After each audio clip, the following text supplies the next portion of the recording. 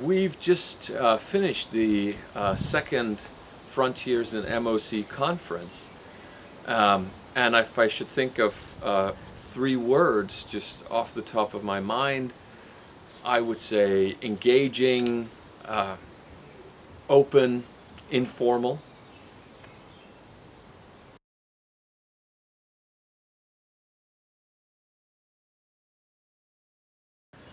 I think the value to our university, I'm based at Roskilde University, a small, relatively small public university in Denmark. The value is that we get to put ourselves, I guess, on the radar screen.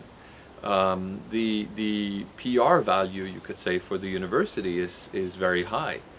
And the same actually goes for me. So I've had the immense pleasure of engaging with lots of scholars around the world that I wouldn't have been engaging with otherwise.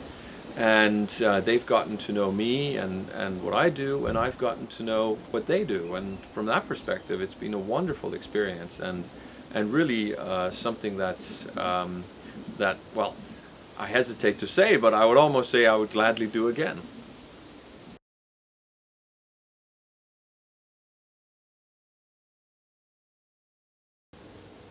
Well, there's no denying that it's a lot of work to put together a conference. We had about 50 participants coming from, I think we came from 1, 2, 3, 4, 5 different continents. We had somewhere between 60 and 70 paper submissions. And out of those, we selected 25 papers, and then we had, in addition to that, a Cognition in the rough session with additional papers. And of course it was a lot of work to put it together, and I have a lot of sympathy for the work done by other conference organizers and for the work done by for the work done by editors of journals who have to do this on a regular basis. But at the same time, it's extremely rewarding, and it's something that you have good time to plan. We took 2 years to plan this event, so there was plenty of time to do everything. There was no rush, and I got a lot of support as well from the MOC division. So all in all, it was relatively easy to do.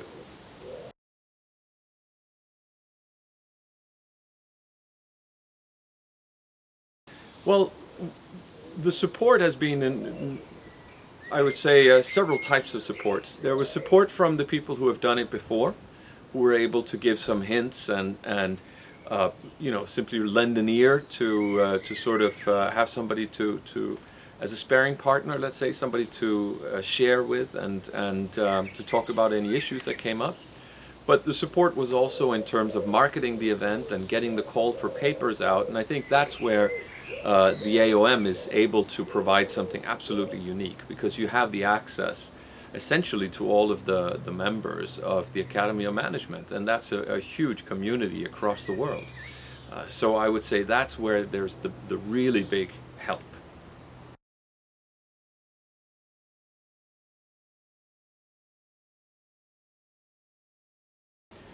I joined the OIC, the Outreach and Integration Committee of the division, mainly because I was going to organize the second Frontiers in MOC conference.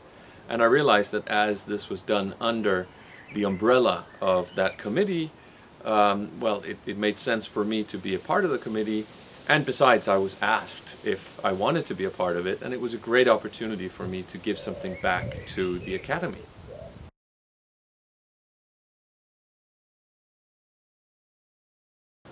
I've realized that the work of the committee is quite important, in that the aim, I guess, or one of the aims, is to reach out to some of the people who might not normally be particularly involved in the MOC work. So this could be scholars, for example, based in countries outside of North America that maybe don't have always the opportunity to travel to the States for the AOM conference. And essentially, we try to give some opportunities for those scholars to also be engaged in the scholarly activities of the Academy.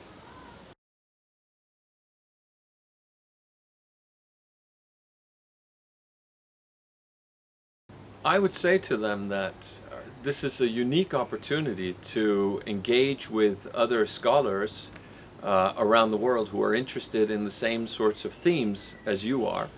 And I would say that it's a great way to give something back to the academy and to the community, because we do rely on the community to do everything from manage the journals that we publish in, to reviewing the articles that we submit, and so on. And this is one way of giving back, and I think it's a wonderful feeling that you can sort of do something for the larger community. So definitely something I would recommend.